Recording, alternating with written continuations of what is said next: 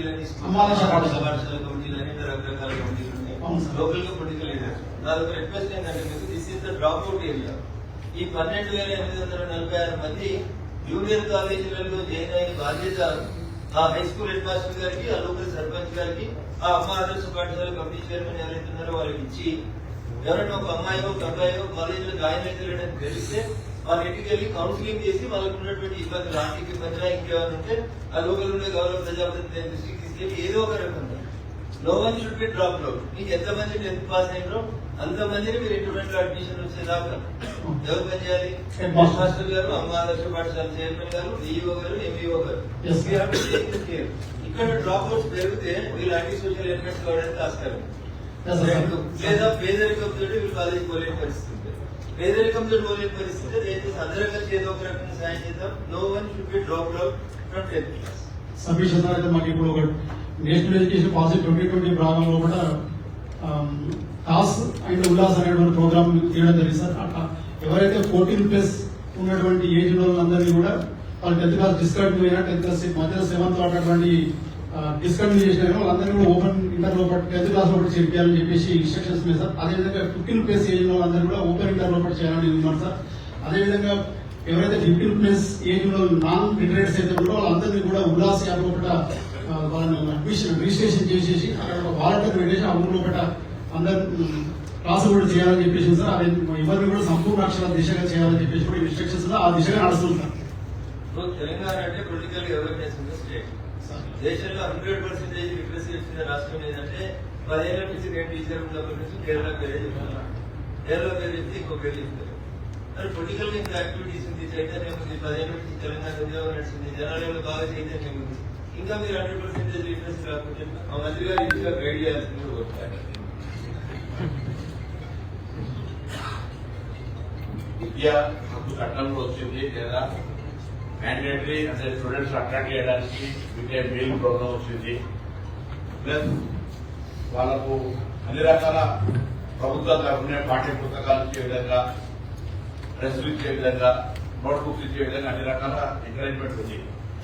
So దాని కొంత social responsibility కూడా తీసుకొని అందరూ కూడా గ్రామాలలో స్థానిక సంస్థల ప్రజాప్రతినిధులు కావచ్చు, ప్రభుత్వ అధికారులు మాత్రమే బాధ్యత కాకుండా అందరు ప్రజాప్రతినిధులు లేదా సమాజంలో బాధ్యత అనుకునే ప్రతి వ్యక్తికి సంబంధించిన కావాలి.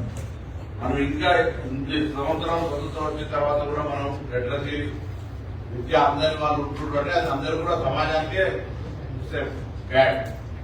అందరూ రెస్పాన్సిబిలిటీ, అందరూ దీనికి బాధ్యత అందరూ వహించాల్సిన ప్రభుత్వంలో ఉంటారు. ఇప్పుడు కేంద్రం, రాష్ట్రం 2 ప్రభుత్వాలు కూడా ఎడ్యుకేషన్ సంబంధించిన ప్రయారిటీ గతంలో చెప్పినట్టుగా విద్యార్థి చట్టం వచ్చినా లేకపోతే ఎడ్యుకేషన్ సంబంధించినటువంటి ఇన్ఫ్రాస్ట్రక్చర్ క్రియేట్ చేసిన వాళ్ళకి సంబంధించిన ఇష్యూస్ రిజాల్వ్ చేసే విషయాన్ని జరిగినప్పుడు కొంత ఎక్కువ ప్రచారం చేస్తూ ప్రతి ఒక్కరు మ్యాండేటరీగా పిల్లలకు సంబంధించి అంటే అవసరమైతే కొంత కఠినంగా వ్యవహరించి పిల్లలు చదువు పంపకుండా ఉండే తల్లిదండ్రులకు వారికి ప్రభుత్వ లబ్ధి రాదు అన్నంత కఠినంగా పోకపోతే కష్టమవుతుంది. సో దానికి సంబంధించి సౌకర్యాలు ఇస్తాం. స్కూల్లో, గవర్నమెంట్ స్కూల్లో ఫీజు కింద లేకుండా డ్రెస్సులు ఇచ్చి, మధ్యాహ్నం భోజనం పెట్టి, పాఠ్య పుస్తకాలు ఇచ్చి, నోట్ పుస్తకాలు ఇచ్చి తర్వాత కూడా వాళ్ళు పంపకపోవడం అనేటువంటిది వాళ్ళకు సంబంధించినటువంటి మన కార్మికుల చట్టం కూడా ఉంది. 18 సంవత్సరాల కింద ఉన్నటువంటి కార్మికులకు పనిచేయడానికి వీలేదు. సో వాళ్ళని కూడా మోటివేట్ చేసి అట్లా చేస్తే బాగుంటుంది. ఇంకా గవర్నమెంట్ కంటే ఎక్కువ సోషల్ రెస్పాన్సిబిలిటీ కొంత ఫిక్స్ చేసి నాట్ ఓన్లీ టీడీపీ జనరల్ సొసైటీని అందరినీ ఇన్వాల్వ్ చేసి లోకల్ పార్టీ రిప్రజెంటేటివ్తో పాటు చేస్తే కొంత మనం ప్రోగ్రెస్ చూపించడానికి అవకాశం ఉంటుంది. ఇంకా చేయలేదని కాదు, ఇంకా కొంత ఇంటెన్సిఫై ఇవ్వాలని. ఈ కాలం మారుతున్న కాలం అనుకున్నాం. ఇంత అవేర్నెస్ ఉన్నట్టు కూడా దాన్ని మనం అచీవ్ కాకపోతే ఎప్పుడు మనం తాతల కాలం నుంచి కేరళ ఉండదంటే ఇప్పుడు కూడా మనోడు వచ్చినప్పుడు కేరళ ఉండదంటే ఈ జనరేషన్స్ యొక్క రెస్పాన్సిబిలిటీ మిస్ అవుతుంది అనేటువంటి ఫీలింగ్ ఉంది. దాన్ని చేయడానికి మనందరం కూడా బాధ్యతగా తీసుకోవాలి. అందులో సిద్దిపేట జిల్లా కలెక్టర్ గారు కొంత సూరజ్ పెట్టి ఇక్కడ అట్లీస్ట్ డిస్ట్రిక్ట్ బట్టు ఏ జిల్లాలో ఆ జిల్లా 100% అనుకుంటే అన్ని జిల్లాలకి, ఏ ఊళ్ళో ఆ ఊళ్ళో 100% అనుకుంటే అన్ని ఊళ్ళకి, అట్లా సిద్దిపేట జిల్లాకు ఒక టార్గెట్ తీసుకొని 100% తీసుకోవడానికి మీరు ప్లాన్ చేయాలి. మేము అందరం కూడా ప్రొయాక్టివ్ గా ఇన్వాల్వ్ అవుతాం. మనం రోల్ మోడల్ అయితే మాట్లాడుకున్నాం మిగతా 2 జిల్లాలకు. అందుకు సంబంధించి ఒక డిసిషన్, ఒక యాక్షన్ ప్లాన్ తయారు చేస్తే అటు ఎంపీ గారు కానీ, నేను కానీ, మా ఆ ఎంపీ కూడా సంజయ్ గారు కానీ అందరూ కూడా right no students union leaders చేసిన కూడా ఎడ్యుకేషన్ ఇస్ టాప్ ప్రయారిటీ. దాన్ని అండర్స్టాండింగ్ చేసుకుంటాం. దాని సమయంలో యాక్షన్ ప్లాన్ ఎగ్జిక్యూట్ చేయడానికి పార్టీలకు మూవ్మెంట్ చేద్దాం. మీరందరూ కూడా అధికారులు కూడా వారికి అందరూ కూడా సహకరించాలి. సందర్భంలో విజ్ఞప్తి చేస్తాం. కరెక్ట్ గా దానికి యాక్షన్ ప్లాన్ చేసి గౌరవ చైర్మన్ గారితో అప్పుడు తీసుకుని ముందు తీసుకుంటాం. థ్యాంక్ యూ, ధన్యవాదాలు మంత్రి గారు.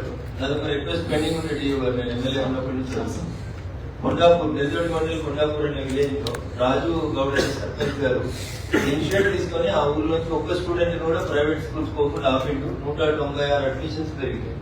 ఒక 5 క్లాస్ రూమ్లు కావాలంటే నేను 4 ఏళ్ల నుంచి అడుగుతున్నాను. ఒక్క క్లాస్ రూమ్ అని కట్టించారు కొండాపూర్. సబ్మిషన్ సార్ మీరు చెప్పిన ప్రకారం మేము ఈడబ్ల్యూఎస్ ఈ గారితో ఎస్టిమేషన్ ఇచ్చిన సార్ 20 lakhs ఎస్టిమేషన్ చేశారు సార్. చేసిన తర్వాత ఏమైందంటే విలేజర్స్ వచ్చేసి మేడం మాకు మొత్తం స్కూల్ మొత్తం డిమాండ్ చేసేసి కొత్త బిల్డింగ్ కన్స్ట్రక్షన్ చేయాలి అయితే కానీ ఈ మళ్ళీ రిపేర్స్ చేసేస్తే మీరు మళ్ళీ కొద్ది రోజులు ఉంటాయి కాబట్టి వద్దని చెప్పడం వల్ల ఆగి సార్ మన దగ్గర వచ్చినటువంటి ఎస్టిమేషన్ సీట్లు కూడా అంతా ఉంది సార్. 5 సంవత్సరాలు ఆగుతుంది సార్. ఒక సర్పంచ్ ఇనిషియేటివ్ తీసుకొని లాస్ట్ ఇయర్ సార్ అది ఎంకరేజ్మెంట్ చేసి 4 క్లాస్ రూమ్ జరిగింది సార్. మీరు మొత్తం డిలామినేషన్ చేసేస్తే సార్ అది మొత్తం పాతలో ఎస్ సార్.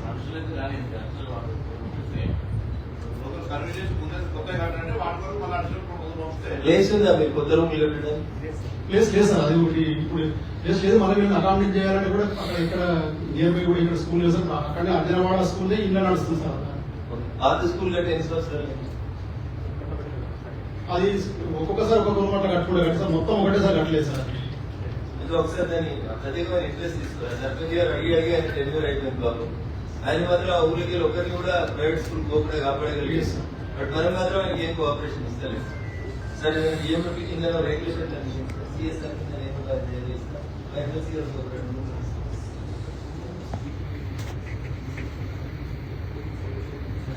ఏంటంటే కేసు చేశారు. ఫస్ట్ ఫ్లోర్ కట్టాలి. ఫస్ట్ ఫ్లోర్ కట్టాలంటే ఇబ్బంది